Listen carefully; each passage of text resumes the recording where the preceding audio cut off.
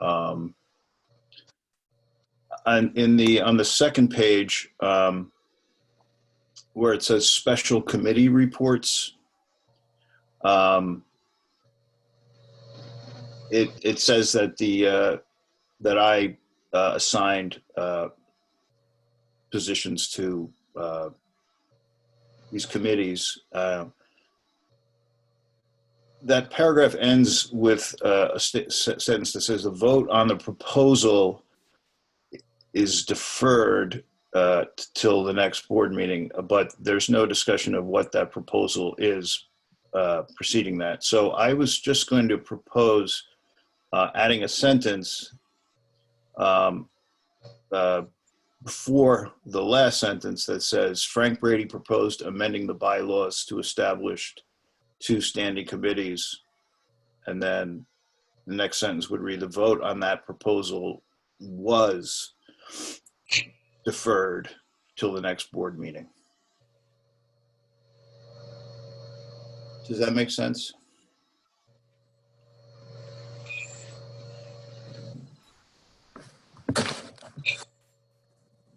Ike, you're muted. Yes, that does make sense, Frank. I also have a small correction. It says that I was absent, but I had let you guys know that I was coming late. Right. It says Manito was absent, but was present at 5:20. I don't understand. Well, why don't we move that up? Why don't we take that out, the absent, and just put you up as to present, and with just the notation that you were present at 5:20. Is that okay? Or, yeah, that's fine. I mean, but I had let you guys know there was a reason. It wasn't like I was just absent. I mean, my class ends at 4:50, so. Right. I suggest that we just you just be included in the people who are present. You know, if you want to say, is that all right? I mean, with you? Yeah, that's fine. You know, if everyone agrees, that's I think that would be more accurate that you were present. Is this a corrected copy? Because my name is still spelled wrong everywhere. Thank you, Terry, for pointing it out. Was this the corrected copy? Let me see. It must not be. No, that's not the corrected copy. So this is the original one. Okay, then it's probably okay.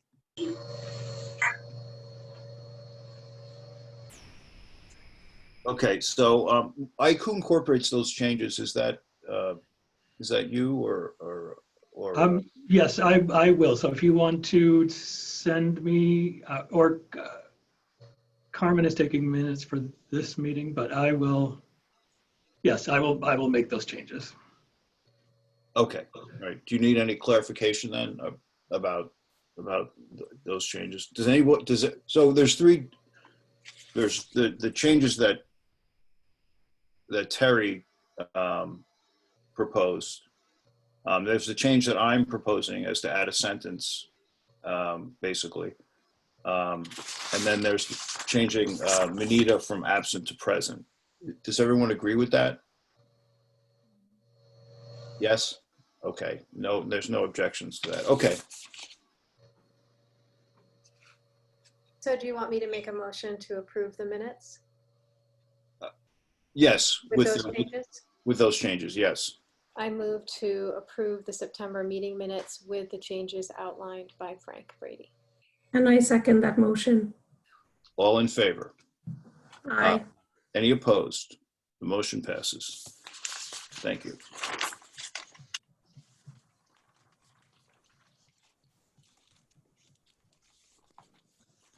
Okay, what do we got? We got the approval of expenditures. September prepaid checks, which are 68242 to 68243, totaling $563.08. We also have the approval of the October warrant checks 68244 to 68343, totaling $164,162.10. There's also a note that 3 checks were voided, so they wouldn't be included in that. That was checks 68250, 68251, and 68340. So they would not obviously be included in that. I make a motion to approve the prepaid checks and warrants. I second. All in favor? Aye. Aye. Any opposed? That's approved. All right, and the approval of the financial reports, which includes the October warrant summary sheet, which we did, and the budget report.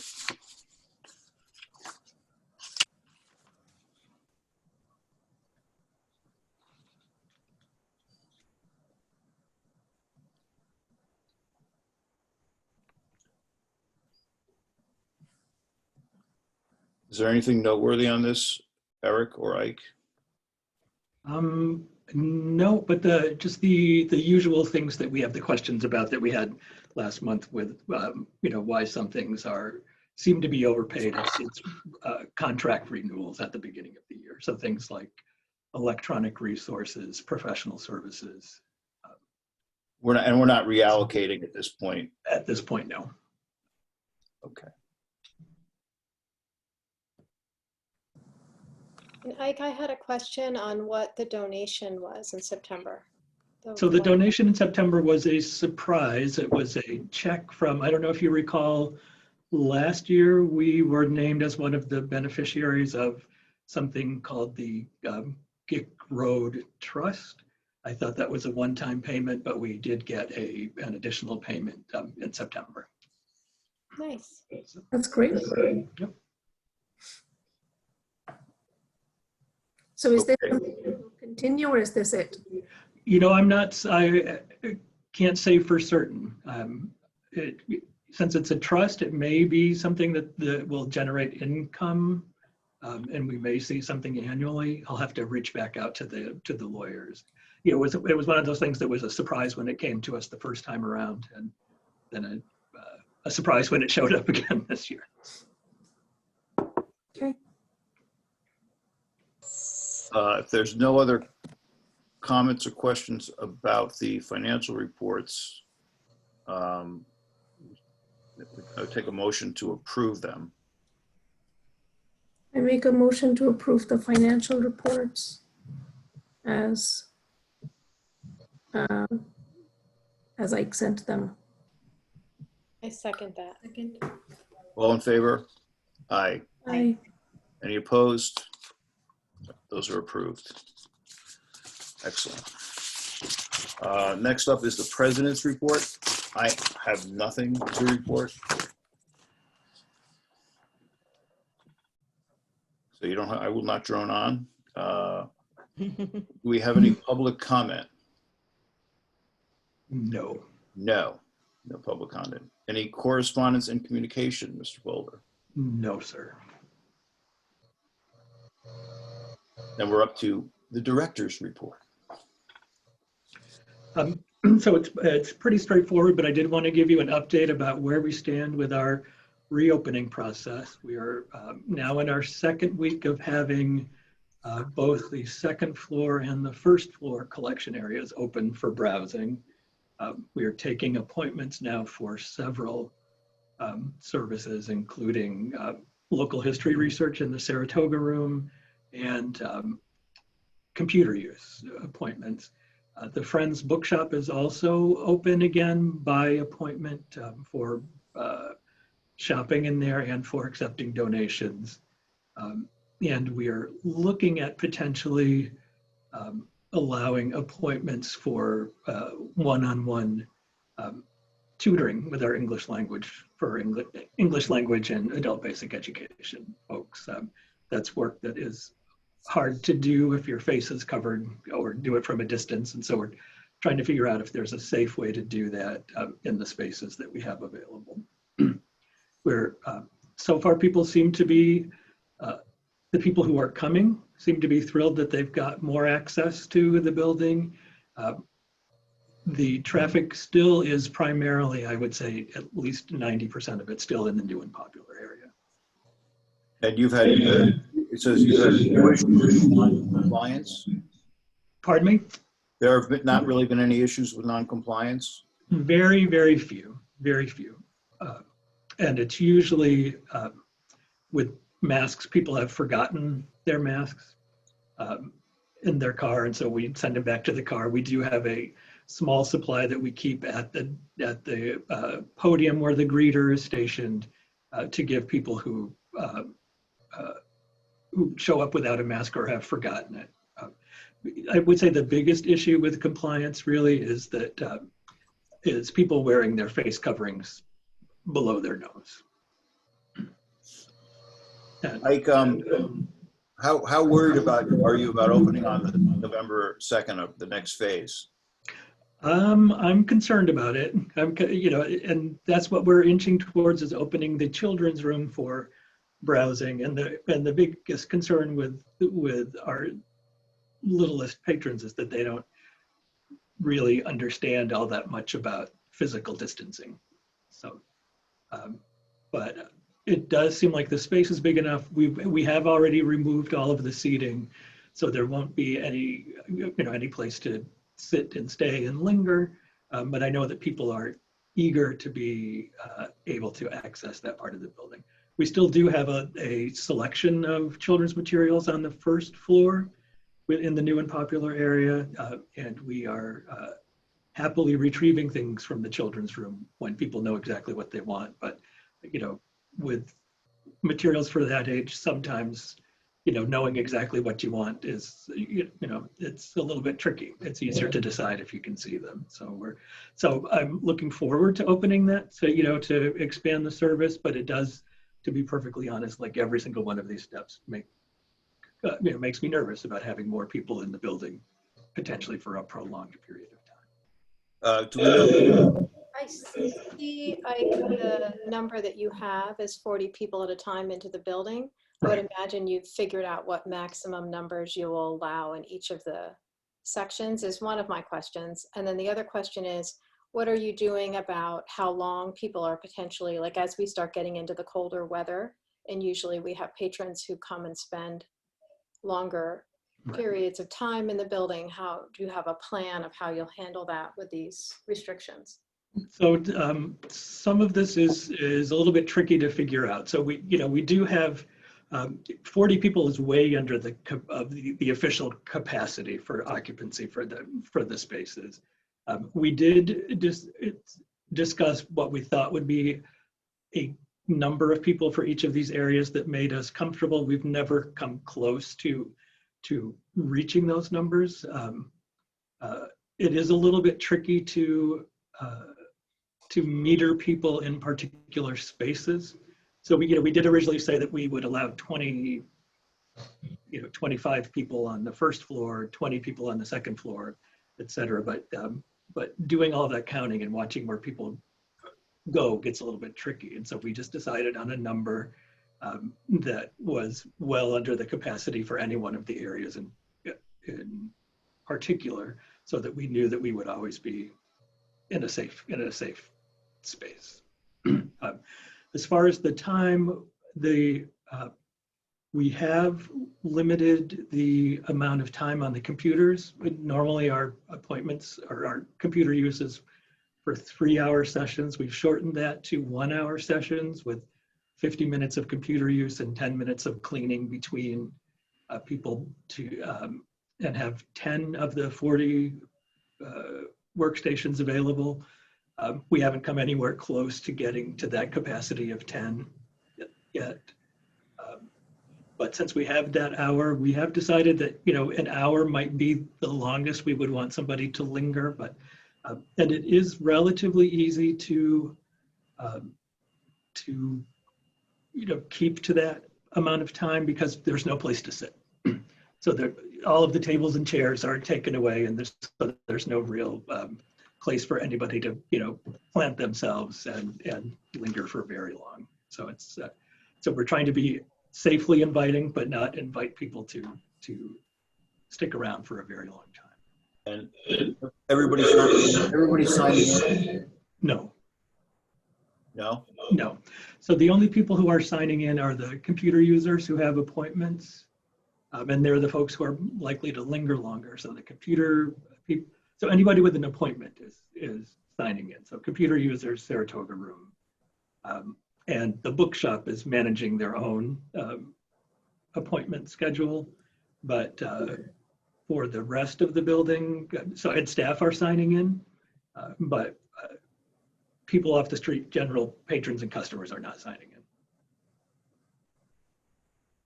What is the Better World Books program that the Friends are packing shipments for? So Better World Books is an outfit that deals in ex-library books or donations. So it's a used book kind of wholesaler. So we give books that we've been donated that we can't use in the bookshop or in the collection to the Friends, and we also give them our I think I might have said this, our withdrawn library books, and they go to this, rather than recycling them, we send them off to this outfit that sells them for charity, and we get a little bit of residual. So some of the miscellaneous income from the income report, about $330 of it was from the sale of, by the commission on the sales from Better World Books.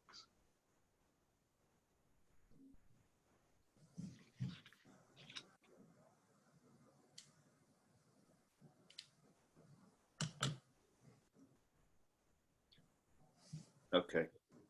Did you meet as you planned, Ike, with the, about the strategic plan?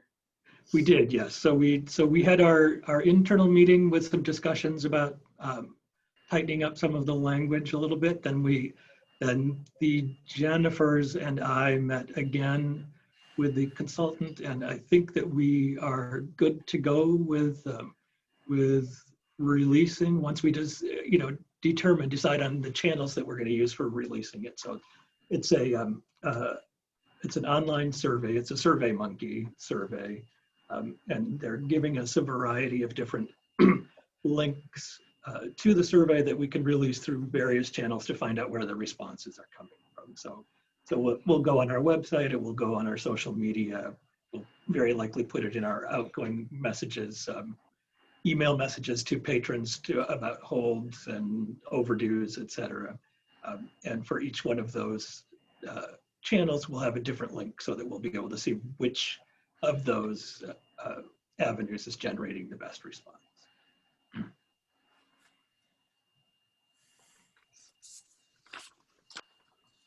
And then the auditors will be here on Monday. Okay.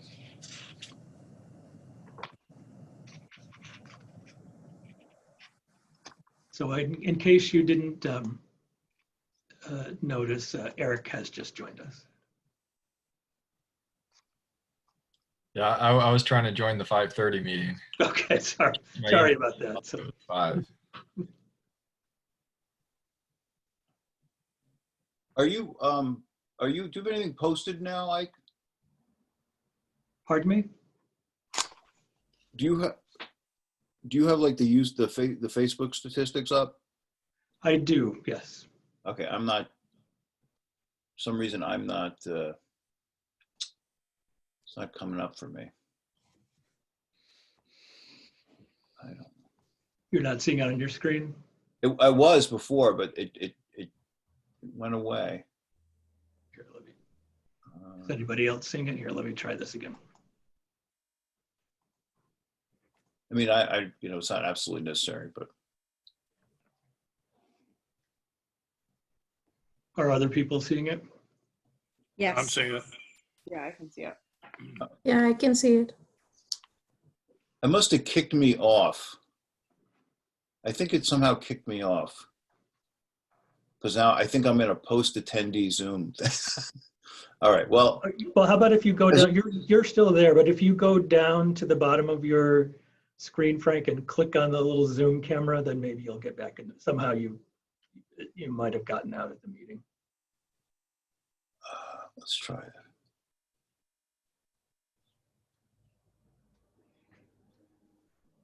Because you're still here, we can still see you. So you're. Yeah, I'm trying to reestablish.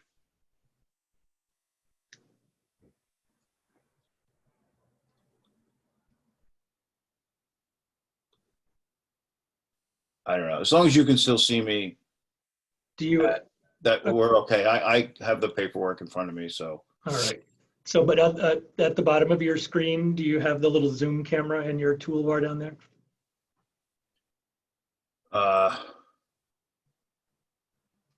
Let's try that.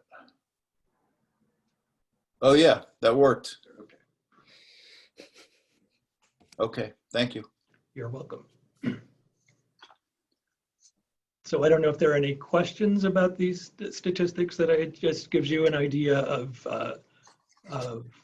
the reach of our Facebook. We got a nice number of new fans this month. I'm not quite sure what drove that, but 93 new fans. And then, as we did last week, just to give you a little bit of a notion of the variety of ways that we're using Zoom for programming. I loved how everybody wants to think about where they can travel in 2021. Yeah.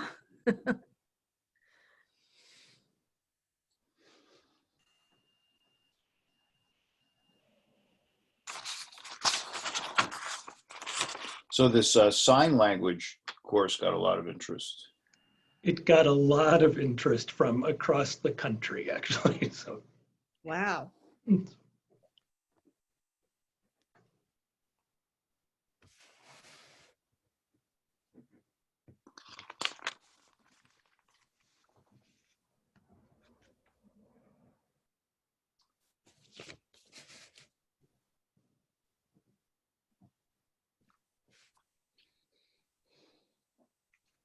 and Jen O does have to leave a little bit early because she's got a program coming up. So, Okay, why don't we move on? if we're Does anybody have any questions about the statistics?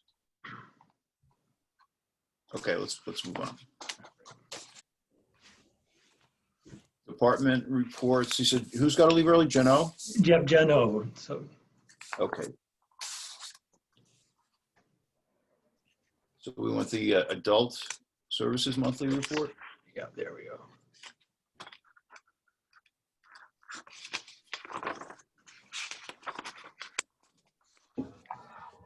And just for purposes of the Zoom meeting, I wanted to let you know that I didn't put all 25 pages of department reports here. I just have the first page of each one of the departments. Jen, is there anything you'd like to highlight? Sure. Well, as you can see, the first couple of things on here, actually, I wanted to highlight, especially the Read Woke initiative, which is something that's been a collaborative project between adult services and youth services. It's now gone live. It started October 1st, and both staff and patrons can participate, and it's a great way to just read in different categories about different points of view and experiences. So that is in our Bean Stack setup, which is also how you access summer reading and some of the other programs. So that's up on our website now. The Let's Talk About Race series concluded in September, and we had some really great discussion and some really great engagement, I think. And as also as part of that, I can't remember if I talked about it last month, but Julie from Create Communities, oh, it went away. Julie from Create Community Studios and I talked about doing a grant program with the Saratoga Arts that talks about how to bring art for social change to communities. So we've been working on brainstorming and coming up with ideas for that. So that's something we're really excited about and hoping that it'll be a year-long initiative to bring art to the community with a social awareness. So that's been exciting. We reopened the second floor, as Ike mentioned in his report, and so far so good.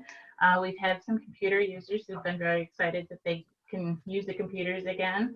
and that's moving along without too many hiccups. I want to give a shout out to Don and Chris especially, because the three of us really worked on all the details of trying to make that happen. And so I really, really want to thank them for that.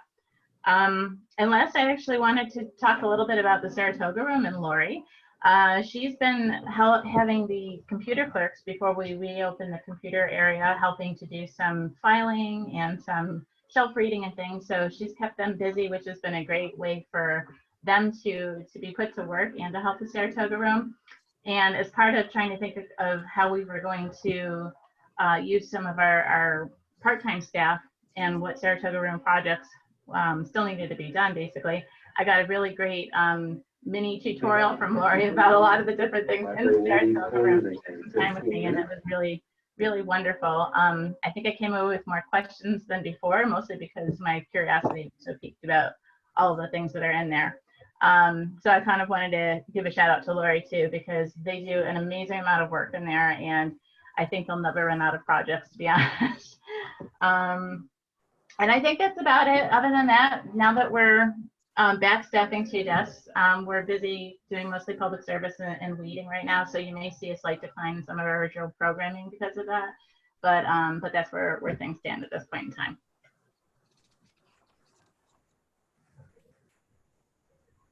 I don't know if does anyone have any questions? No, I was just going to, it's great this American Sign Language programming. That's the only thing I wanted. I really kind of jumped out at me. Yeah, Chris has been overseeing and hosting that, and it's been going on for probably the past, I want to say maybe 4 months, and we continually get Facebook posts asking us when we're going to do it again. So it's been very, very popular. It's great. Does anybody have any questions for Jen? Okay. Okay, thank you. Thank you.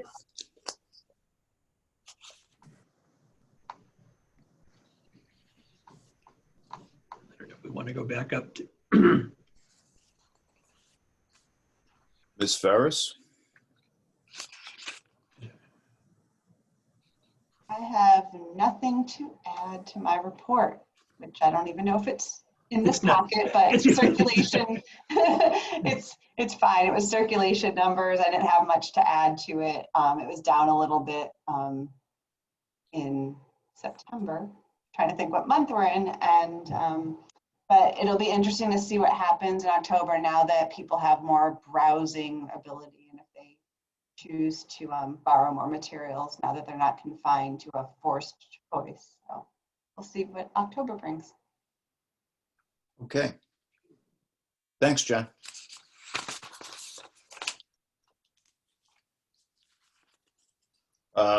So is Sarah delivering this? Laura's here. Oh, Laura. Okay. There we go. You always say Sarah, it's Laura. But we both have dark hair, so. Yeah. Anyway. Well, because Sarah writes the report. That's yeah, she compiles the report. That's it. Okay, now I got it. Now it makes sense. Okay, Sarah started our Library Goes to Town series, which was really, really popular. And the first place we visited in September was Pitney Meadows. And if you have a chance, go take a look. If you've never seen Pitney Meadows in person, this is an excellent tour, even if you're not a kid. It gives you a good overview of what they offer at the farm. And the next month it's going to be Firehouse. So each month there'll be something new. And the 1,000 books before kindergarten, we now have 16 children who have completed the entire program, and the readings have been up. So that probably has a lot to do with parents working with helping their children at home. And I did the farmer's market again, and that was fun, and I felt me. And I wanted to say also though that Sarah has created virtual book talks for the 4th and 5th grade, and the teachers requested that she also mail the postcards that she used to give out in person to the kids with books on them. So that was nice that the teachers remembered that from last year. and really wanted that for their kids. And she also has created a LibGuide, which she will continue to add to it. So she's done a good job with the outreach there. And I did a homeschooling program, the first one, with Kristen Brenner, who's one of our perennials, and she has a good following.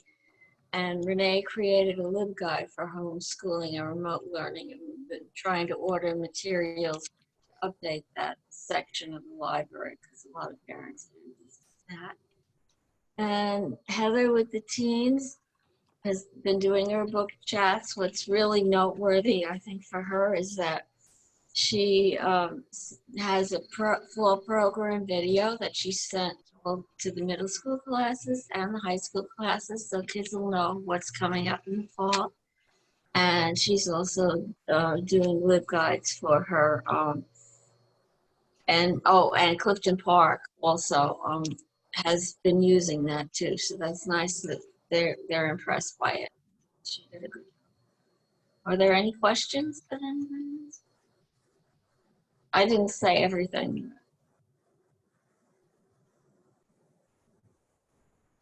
If there are no questions, Moving right along.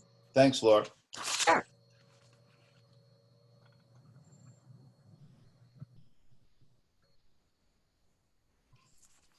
Okay, Tara. She's here, right? Yes, I'm here. Yeah, nothing really to add other than just to reiterate that we completed our first mostly 99.9% virtual staff development event, which this year took place over a 2-week time period.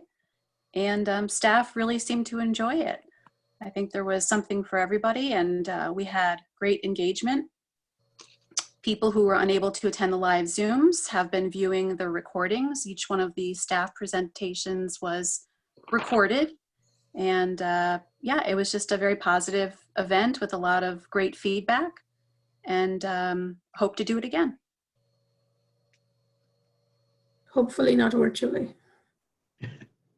No, the virtual was actually really, it was a really accessible way for people, especially a lot of our part-time folks that have other jobs and can't oftentimes make it in person for our one-day event.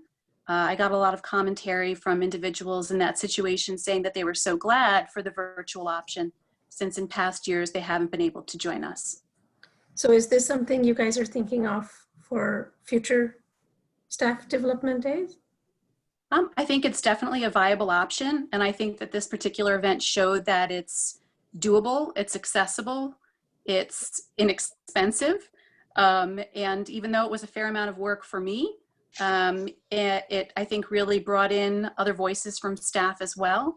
I think it really helped us to be more creative and lean on one another and create some additional rapport and camaraderie in different ways. So certainly circumstances being what they are, we can't predict what will happen a year from now, but it's nice to know that we've been able to successfully have this option. Okay. And I'd like to take this opportunity to really thank Tara for wrangling all of this. I mean, it was a lot for her to do, but it was, she showed tremendous creativity. So thank you, Tara. You're welcome, Ike. Thank you. And I don't know if you want to read your note here from Carol. Oh, so I don't know how many of you are familiar with Carol Daggs, but she has been a longtime patron of the library, and I knew of her but had never met her. Her reputation sort of preceded her. She's been very active in our library over the years, and she just recently published a book about her family's experience living and working in the city over the last 100+ years. And as I mentioned in my report, I reached out to her kind of serendipitously with help from Lori Weiss, who had planned to have her do a brown bag just last week, showcasing her new work. I was really curious to talk to Carol about her process of writing this book and how she used the library, because I think a lot of times many of us don't really know the impact that we have on the patrons that we serve. And Carol was someone who has been very, very complimentary of staff at the library for helping her through the process. So it was really nice to hear from her. It was our kickoff event, and it was followed up by this nice note, which hopefully you've had an opportunity to read. I was very touched, and hopefully we'll continue to stay in touch. She's a great ambassador for the library, and I know that she's very much looking forward to coming back in and continuing to access our materials and pick up where she left off with relationships with staff. I'll just say that my family's longtime friends with the Daggs family, and I talked to Carol recently, and she was really excited about it. So she still continues to be happy about that experience. Yeah, thanks, Kristen. It was great.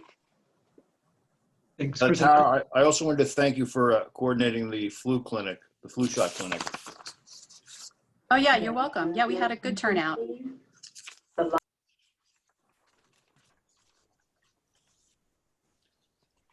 Are there any other questions? Okay. All right, well, thanks for your time. Thank you. That turns us to Rick. Is Rick here? I am here. I really don't have too much more to add than what's in my report. You know, we're really starting to tighten up the ship outside and get ready for that dreaded W word that's soon coming our way.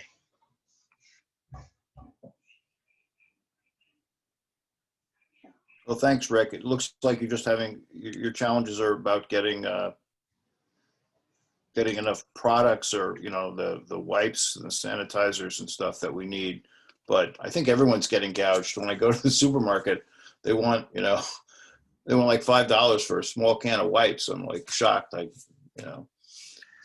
Well, at the end of last week, one of the suppliers said if you wanted nitrile gloves, they were up to $365 a case. I'm glad we don't need them. Somebody's making money. Yep. Okay, Rick. I think unless you have anything else you wanted to highlight, I think that's good. Anybody have any questions for Rick? Okay, let's move on. There are no special committee reports. Old business. Reopening. We kind of discussed that, didn't we, Ike? And then it's the proposed revisions to the bylaws, which were proposed last week. We have to vote on them this month. I assume everyone's had a chance to look at them.